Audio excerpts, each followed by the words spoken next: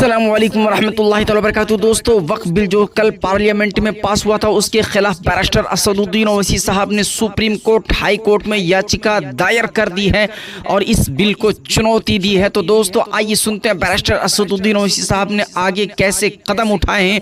और ओवैसी साहब ने कहा कि ये जंग तो अब शुरू हुई है, बाजी हम ही जीतेंगे। देखते हैं आगे इस वीडियो को। चलो, तुम जिसे गाली दे रहे थे, जिसे भाजपा का एजेंट कह रहे थे, कल वक्फ संशोधन बिल पूरी तरीके से पास हो गया और असदुद्दीन ओवैसी साहब के आंखों पर आपने आंसू देखी, उनकी लाचारी और बेबसी देखी। चलिए, मैं आपको एक खबर बताता हूं। जिसको आप गालियां दे रहे थे, जिसको भाजपा का एजेंट बता रहे थे, वो वक्फ संशोधन बिल के खिलाफ सुप्रीम कोर्ट पहुंच गया। हाँ, सुप्रीम कोर्ट में अब चैलेंज करेंगे सरकार को। वक्फ संशोधन बिल, जैसा कि आपको पता है कि संविधान के खिलाफ है और हमारी प्रॉपर्टी यानी कब्रिस्तान, दरसगाहें, इबादतगाहें, खानकाहें, मस्जिदें और जितनी भी औकाफ की जमीन है उस पर सरकारी संरक्षण होगा। डीएम को पूरा पावर होगा, वही ये बताएगा। और ट्रस्टी जो है वो गैर मुस्लिम भी बन जाएंगे। मतलब ऐसा कानून लाया गया है कि जो पहले वसीम रिजवी थे, फिर जितेंद्र नारायण सिंह त्यागी थे, फिर जितेंद्र सेंगर बन गए, वो लोग भी वक्फ के ट्रस्टी बन सकते हैं, वक्फ के मेंबर बन सकते हैं।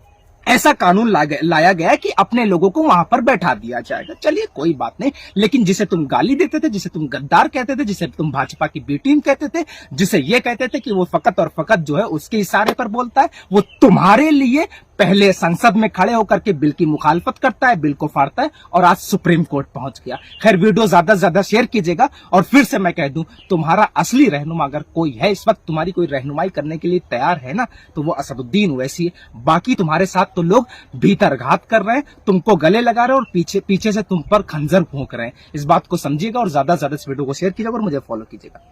कल असदुद्दीन ओवैसी लाचार, बेबस और परेशान नजर आ रहे हैं। अभी मैं आपको जो बताने वाला हूँ उसको जानने के बाद खास करके मुसलमानों, तुम्हारे पैर के नीचे से जमीन खसक जाएगी। इसलिए इस वीडियो को ज्यादा से ज्यादा शेयर करना, हकीकत सबको पता चले। असदुद्दीन ओवैसी ने अपनी जिम्मेदारी निभाई, वक्फ संशोधन बिल भी फाड़ा और खुल करके मुखालफत भी की और सरकार को ये बताया कि तुम जो बिल ला रहे हो वो मुसलमानों की प्रॉपर्टी छीनने के लिए ला रहे हो, मुसलमानों की प्रॉपर्टी हड़पने के लिए ला रहे हो, सिर्फ और सिर्फ मुसलमानों के खिलाफ ला रहे हो। उनकी दरसगाहें, इबादतगाहें, खानकाहों पर तुम अपना सरकारी संरक्षण पाना चाहते हो, सिर्फ लूटना चाहते हो। असदुद्दीन ओवैसी ने खूब अपनी जिम्मेदारी निभाई। 1% वोट तुम्हारा ना पाने वाला 100% मुद्दों पर तुम्हारी खुल करके बात कर रहा था। असदुद्दीन ओवैसी कल लाचार था, बेबस था, परेशान था। परेशानी का सबब पता है क्या है? असदुद्दीन ओवैसी ने तो अपनी जिम्मेदारी निभाई जैसे तमाम सांसदों ने निभाई। असदुद्दीन ओवैसी कल सदन के अंदर बिल फाड़ रहे थे वक्फ संशोधन का, वो ये सोच रहे थे। उसके बाद फिर बैठे, आपकी निगाहें उनको देख रही थी। परेशान था, लाचार था, बेबस था। मैं सोच रहा था क्यों परेशान है असदुद्दीन ओवैसी, क्यों लाचार है, क्यों बेबस है। आखिर उन्होंने अपनी जिम्मेदारी तो पूरी निभा दी, लेकिन पता है क्या सोच रहा होगा? मुझे ऐसा लगता है कि असदुद्दीन ओवैसी ये सोच रहे होंगे कि काश मेरे 4 सांसद होते, 5 सांसद होते तो एक तरफ से बिल ना फड़ रहा होता, बल्कि चारों तरफ से बिल फाड़ा जा रहा होता। असदुद्दीन ओवैसी ये भी सोच रहे थे, मुझे ऐसा लगता है कि हम उनसे उम्मीद लगाएं। अब ये सुनिएगा, शेयर कीजिएगा। हम उनसे उम्मीद लगाए हैं जो कल तक वक्फ के खिलाफ थे, सीए एनआरसी की मांग कर रहे थे, उन सांसदों से उम्मीद लगाए थे। सुनिए, कड़वा है, सच है, बिहार चुनाव है, इसलिए ज्यादा शेयर कीजिएगा। सदन के अंदर लालू प्रसाद यादव वक्फ के लिए कड़े कानून की मांग कर रहे थे। असदुद्दीन ओवैसी शायद इसीलिए परेशान थे, इसीलिए लाचार थे, इसीलिए बेबस थे कि हम उनसे उम्मीद लगाएं जो कल वक्फ के लिए कड़े कानून की मांग कर रहे थे, परेशान थे। TMC, Mamata Banerjee CA NRC की पश्चिम बंगाल के अंदर मांग करती हैं सरकार से, उनके सांसदों से उम्मीद लगाए हुए थे। असदुद्दीन ओवैसी बहुत परेशान था, लाचार था, बेबस था बेचारा। मुझे ऐसा लगता है कि मैं उस जगह पर होता तो यकीनन मुझे दिल का दौरा पड़ गया होता।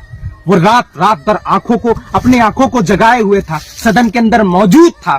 तुम्हारा 1% वोट ना पाने वाला तुम्हारे 100% मुद्दों की बात करता है। मुसलमानों, समझो, तुम्हारे फैसले मुशायरों से, अवतार पार्टी से नहीं होते हैं। तुम्हारे फैसले, तुम्हारे मुस्तकबिल के फैसले सदन के अंदर होते हैं, सदन के अंदर होते हैं। इस बात को समझिएगा, विधानसभा के अंदर होते हैं। तो इसलिए अपनी क़यादत को मजबूत कीजिए। आप मत सोचिए कि आप भाजपा को हरा लेंगे। नहीं, आप भाजपा को नहीं हरा पाएंगे। आप अपने आप को जिताएंगे।